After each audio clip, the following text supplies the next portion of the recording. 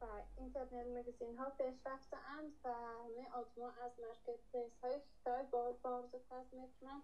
اونها بارز کسب کرده بارهایشان آیا در اینترنت مگزین ها فروشن همین کارشان درست است؟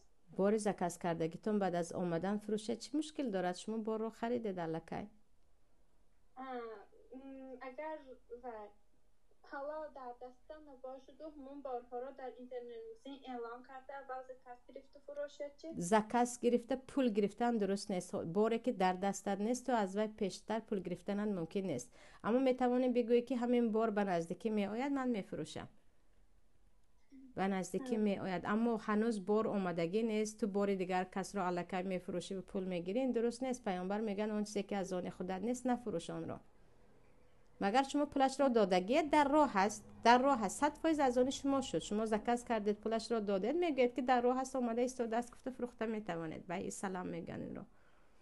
اما چیزی که من در یک ویدیو شنیده بودم که من بارهای خیلی را نیست بایکات من چی تعلق دارد به بایکات نفهمیدم. بایکات شاید به خاطر اینکه خطا یک دولتی کافر است به مسلمان ها علل خصوص ترکستان خیلی ضرر میرساند، شاید به خاطر همین باشه، شاید به خاطر همین باشه.